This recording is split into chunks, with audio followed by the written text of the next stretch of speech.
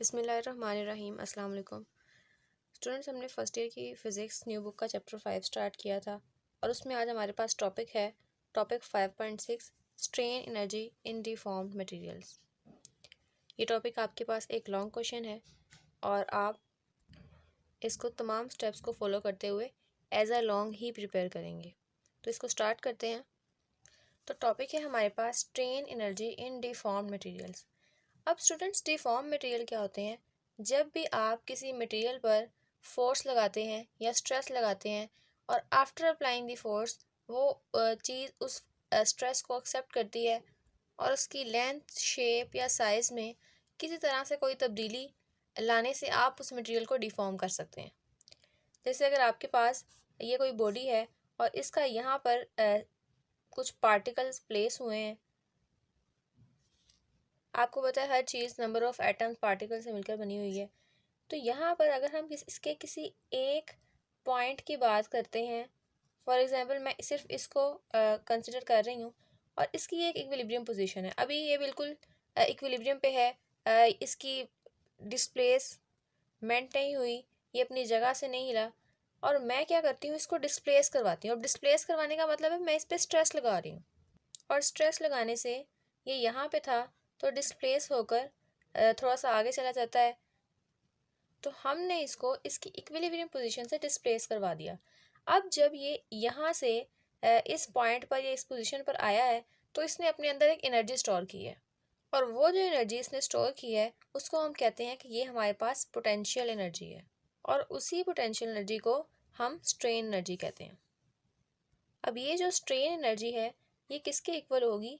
ये work done के equal होगी। कौन सा वर्क डन? जो फोर्स लगने से, अप्लाइड फोर्स के लगने से या डिफॉर्मिंग फोर्स के लगने से हुआ है।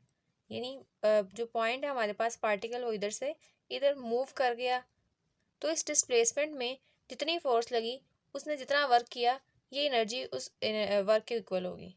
अब स्टेटमेंट को रीड करें। It is the potential energy stored in molecules of a deformed materials and is equal to the work done of by the deforming force। इसके बाद इसकी एक्सप्लेनेशन है। कंसिडर करें कि एक मटेरियल है इन the form of a spring. तो आपके पास एक स्प्रिंग है। स्प्रिंग के दोनों एंड्स में से जो एक एंड है उसको आप फिक्स पोर्ट के साथ टाई करते हैं और ये उसका हैंगर है जिसके साथ आप कोई भी चीज़ को हैंग कर सकते हैं। फिर आप क्या करते हैं, वेट्स लेते हैं और उसको हैंगर के साथ आप डालते हैं और ये जो आपके पास स्प्रिंग इस फॉर्म में था ये थोड़ा स्ट्रेच हो जाएगा इस तरह से। अगर आपके पास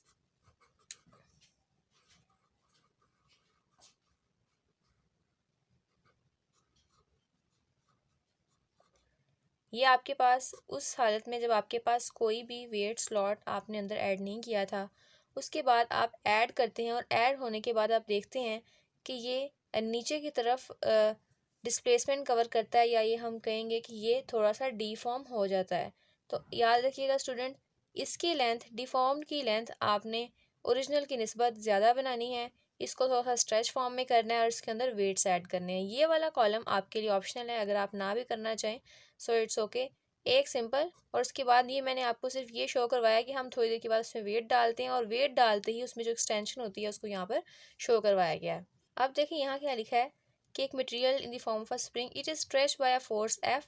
इसको किस फोर्स के थ्रू स्ट्रेच करवाया गया है? एफ। और एफ फोर्स कैसे लगी? By adding the weights at the hanger through extension X. तो अब स्टूडेंट्स, जब हमने फोर्स अप्लाई की, फोर्स डाउनवर्ड डायरेक्शन में है, ये उसकी ओरिजिनल पोजीशन थी। यहाँ से लेकर जहाँ तक वो नीचे की तरफ फोर्स लगाने से जो डिस्टेंस कवर करेगा उसको हम कहेंगे एक्स, यानी कि एक्सटेंशन। इसमें इतनी एक्सटेंशन आई है और इतनी उसकी ओरिजिनल लेंथ ही थी, तो हम इसे कहेंगे कि ये हमारे पास एक्सटेंशन यानी एक्स है और फोर्स हमारे पास डाउनवर्ड डायरेक्शन में एक्ट कर रही है। अब यहाँ पर फोर्स हमारे पास 0 टू एफ है, यानी कि पहले यहाँ पर फोर्स 0 थी और यहाँ पर फोर्स एफ हो गई और हमें पता है कि जितनी फोर्स ज़्यादा करेंगे उतनी एक्सटेंशन ज़्यादा होगी बाय हुक्स लॉ। अब हमारे पास जो पहले फोर्स थी हम उसको कहते हैं वो हमारे पास 0 है। बाद में हमारे पास फोर्स एफ हो जाती है, यहाँ पे 0 थी, यहाँ पर फोर्स एफ हो जाती है। तो हम इसका अगर एवरेज निकालेंगे तो हम दोनों फोर्सेस को ऐड करेंगे और 2 पे डिवाइड करेंगे। सो 0 + F डिवाइडेड बाई 2, तो आपके पास एवरेज फोर्स आती है F डिवाइडेड बाई 2। तो वर्क डन कैलकुलेट करने के लिए आपके पास फॉर्मूला है average force multiply by distance in the direction of force.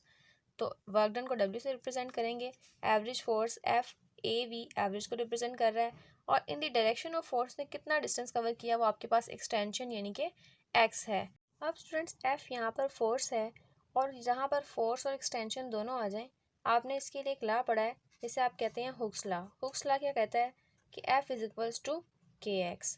अब यहाँ पर एक चेंजिंग ये है कि आपने जो हुक्स लॉ शुरू से पढ़ा है उसके अंदर F = -kx है, लेकिन हम यहाँ पर F kx करवा रहे हैं, आपकी बुक में भी kx ही है।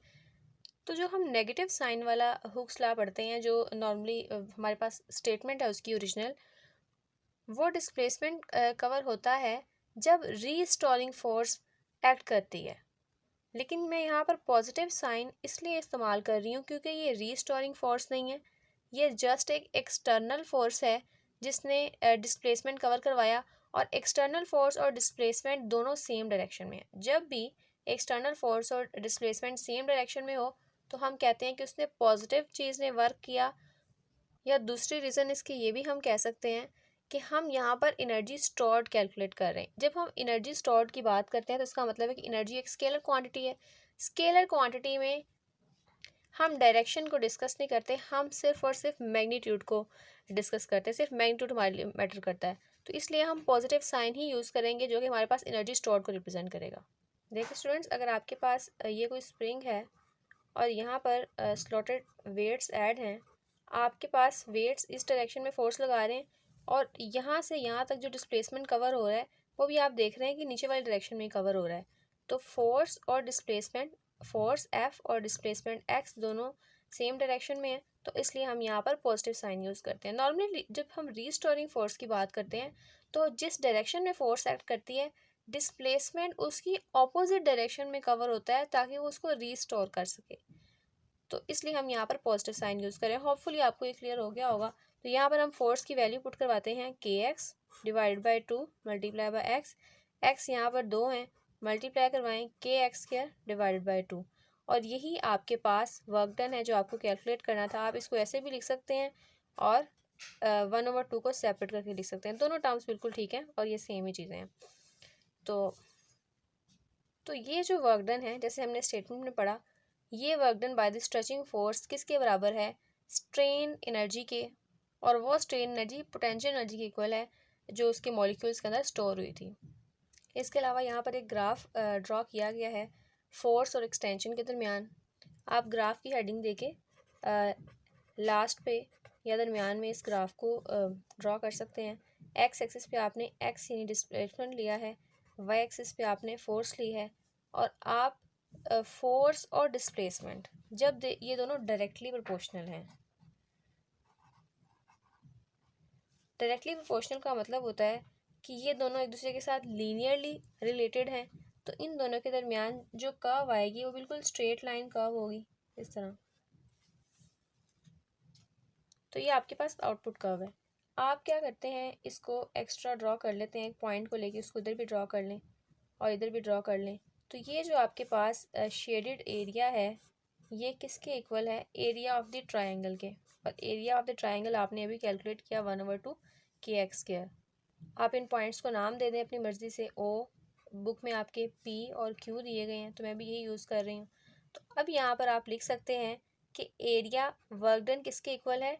एरिया ऑफ OPQ, और OPQ किसके इक्वल था आपने भी निकाला, आपके पास इक्वल है 1/2 kx² के। तो ये था स्टूडेंट्स हमारा आज का टॉपिक। होपफुली आपको समझ आया होगा। अगर कोई क्वेश्चन है तो आप कमेंट सेक्शन में पूछ सकते हैं। मिलते हैं नेक्स्ट वीडियो में, तब तक के लिए अल्लाह हाफ़िज़।